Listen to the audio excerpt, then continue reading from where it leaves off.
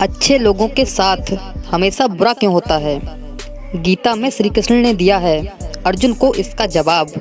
श्री कृष्ण ने अर्जुन को जवाब देते हुए समझाई है यह बात कि लोगों को उसके कर्मों का फल हमेशा मिलता है। गीता सार।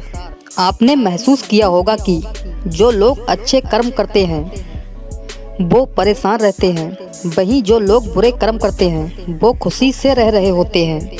अच्छे कर्म करने वाले परेशान होते हैं कि आखिर उन्हें इतनी परीक्षा क्यों देनी पड़ रही है, जबकि जो अधर्म की राह में हैं वो खुश हैं और जिंदगी का लुत्फ उठा रहे हैं। अगर आपके मन में भी यह सवाल आया है तो आज आपको इसका जवाब देंगे। यह जवाब वो है जो भगवत गीता में लिखा है, जो श्री कृष्ण ने अर्जुन को दिया था। भगवत गीता में वर्णित कथा के अनुसार जब भी अर्जुन के मन में कोई दुविधा होती थी तो वो श्री कृष्ण के पास पहुंच जाते थे।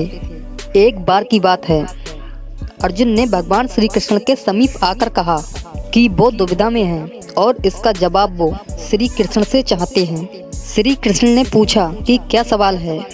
अर्जुन ने कहा, मुझे यह जानना है कि अच्छे लोगों के साथ हमेशा बुरा ही क्यों होता है, वहीं बुरे लोग खुशहाल दिखते हैं। अर्जुन के मुंह से ऐसी बातें सुनकर श्री कृष्ण मुस्कुराए और कहा, मनुष्य जैसा सोचता है और जैसा महसूस करता है वैसा कुछ नहीं होता, बल्कि अज्ञानता की वजह से वह सच्चाई नहीं समझ पाता। अर्जुन उनकी यह बात समझ नहीं पाए। इसके बाद श्री कृष्ण ने क्या कहा वो जानते हैं। श्री कृष्ण ने अर्जुन से कहा, पार्थ, मैं तुम्हें एक कथा सुनाता हूँ।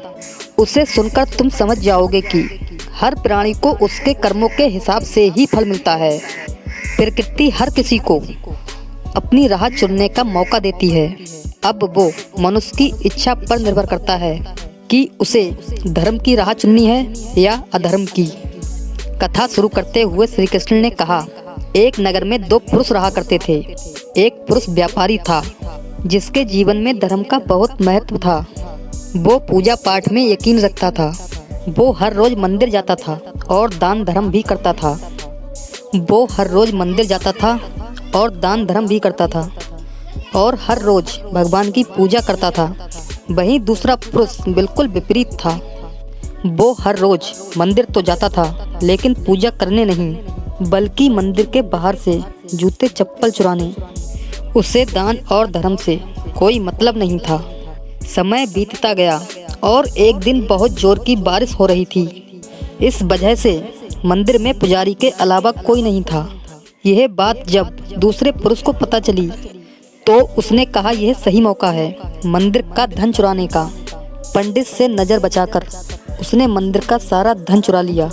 उसी समय धर्म कर्म में विश्वास रखने वाला व्यक्ति भी मंदिर पहुंचा। दुर्भाग्य से मंदिर के पुजारी ने उसे ही चोर समझ लिया और चिल्लाने लगे। वहाँ लोग एकत्र हो गए और उसे बहुत मारा। किसी तरह से बचते बचाते वहाँ से निकला तो दुर्भाग्य ने उसका साथ वहाँ भी नहीं छोड़ा। मंदिर के बाहर वो एक गाड़ी से टकरा गया और घायल हो गया। फिर वो व्यापारी लड़खड़ाते हुए घर जाने लगा तो रास्ते में उसकी मुलाकात एक पुरुष से हुई जिसने मंदिर का धन चुराया था।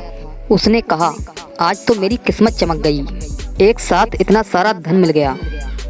ये सब देखकर उसे बहुत बुरा लगा और उसने अपने घर से भगवान की सारी तस्वीरें निकाल दी। कुछ सालों बाद दोनों पुरुषों की मृत्यु हो गई। दोनों यमराज की सभा में पहुंचे और भले पुरुष ने दूसरे व्यक्ति को देखा तो उसे बहुत गुस्सा आया। उसने क्रोधित होकर यमराज से पूछ ही लिया कि मैं तो हमेशा अच्छे कर्म ही करता